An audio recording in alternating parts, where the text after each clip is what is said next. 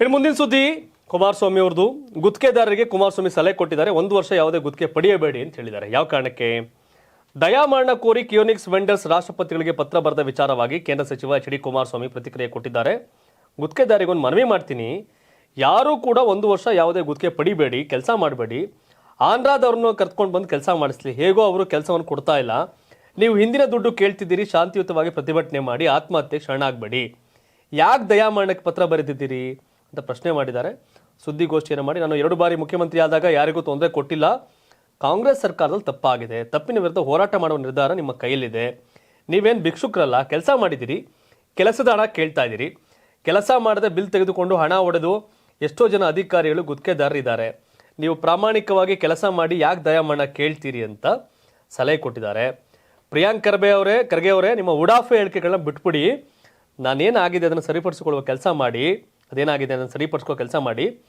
ಎಷ್ಟೇ ಗುತ್ತಿಗೆದಾರರು ಮನೆಯ ಹೆಣ್ಣು ಮಕ್ಕಳ ಒಡವೆಗಳನ್ನು ಬ್ಯಾಂಕ್ನಲ್ಲಿ ಹಣ ಇಟ್ಟು ಗುತ್ತಿಗೆ ಕೆಲಸ ಮಾಡಿಸೋರೆ.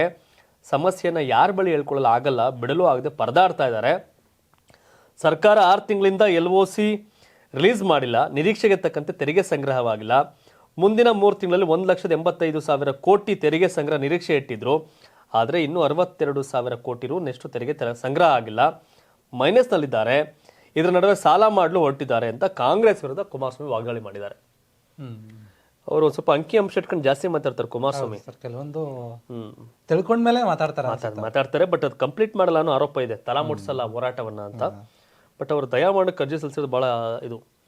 ಸರ್ಕಾರಗಳು ಇವತ್ತೇನಾರ BJP ಸರ್ಕಾರ ಮೇಲೆ 40% ಆರೋಪ PCM ಅಂತ ಕಾಂಗ್ರೆಸ್ ಕ್ಯಾಂಪೇನ್ ಮಾಡಿದಾಗ ಕಾಂಗ್ರೆಸ್ಗೆ ಸಾಥ್ ಕೊಟ್ಟಿದ್ದು ಗುತ್ತಿಗೆದಾರರು. BJP ಸರ್ಕಾರದಲ್ಲೂ ಗುತ್ತಿಗೆದಾರರ ಶೋಷಣೆ ಆಯಿತು, ಕಾಂಗ್ರೆಸ್ ಸರ್ಕಾರದಲ್ಲೂ ಗುತ್ತಿಗೆದಾರರಿಗೆ ತೊಂದರೆ ಆಗ್ತಿದೆ, ಶೋಷಣೆ ಆಗ್ತಿದೆ ಅನ್ನೋದಾದ್ರೆ ಯಾವ ತಾನೇ ಇನ್ನೇನು ಮಾಡೋರಲ್ಲಿ? 30 ನಿನ್ನೆ ತಾನೇ ಮೊನ್ನೆ ನೋಡಿದ್ವಲ್ಲ ಸರ್, 30,000 ಕೋಟಿ 30,000 ಕೋಟಿ ಅಂತ ಇಷ್ಟು ಬಾಕಿ ಇಟ್ಕೊಂಡಿದೆ ಕೊಡಿ. ಸಾಕಷ್ಟು ಜನ ನಾವಾಗಲೇ ಮಿನಿಸ್ಟರ್ಗಳಿಗೆ ಪತ್ರ ಬರೆದಿದ್ವಿ. 7 ಜನ ಮಿನಿಸ್ಟರ್ ಪತ್ರ ಬರೆದಿದ್ವಿ. ಸಂಬಂಧಪಟ್ಟ ಇಲಾಖೆಯಲ್ಲಿ ಬಾಕಿ ಇರುವಂತದನ್ನ ನಮ್ಗೆ ಆದಷ್ಟು ಬೇಗ ಕೊಡಿ ಅಂತ.